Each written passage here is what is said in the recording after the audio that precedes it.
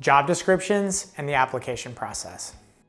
Hopefully you've discovered some job openings through networking, job postings, or maybe even through a recruiter.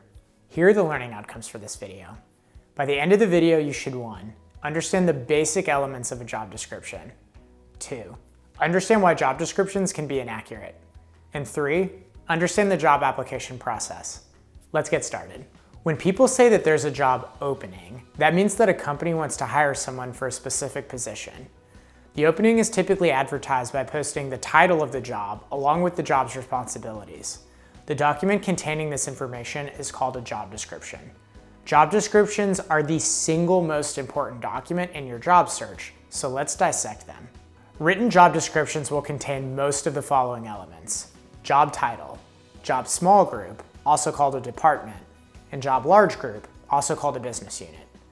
Next is job location, which could be a city or remote.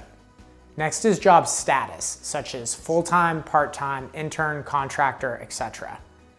Next is compensation, which is often expressed as a salary range, but can also just be listed as competitive. Further down the job description, you'll find responsibilities, which are the job activities you'd be responsible for executing.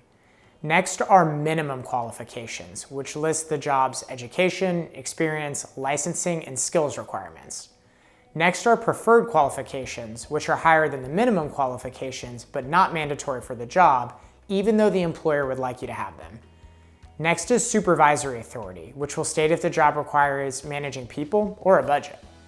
And finally, there are other statements at the end of the description that cover many things, such as % of time you're expected to travel.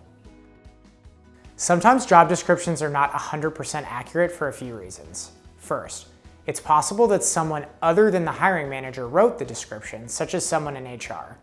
Second, it's possible that the job description was posted without being updated, so the old description might not accurately summarize the current job. Third, sometimes companies list unnecessary minimum qualifications. For example, a job description might require certain training, even though a company could hire employees without this training and then train them up. The point is you should try and figure out if the job description is accurate because 1, you don't want to miss out on an opportunity because you wrongly assumed you weren't qualified, and 2, you don't want to accept a job that doesn't meet your expectations. If after reading a description you're still interested in the job, then you'll probably have to apply.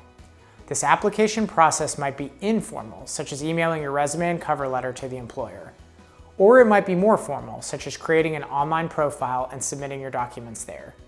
You might also be required to acknowledge certain future actions as part of your application. For example, the application might state that you'll be subject to a background check and drug test if offered the job.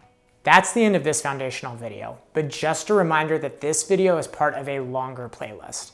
The playlist is in chronological order, meaning videos at the beginning of the playlist cover things that occur at the beginning of a job search and vice versa.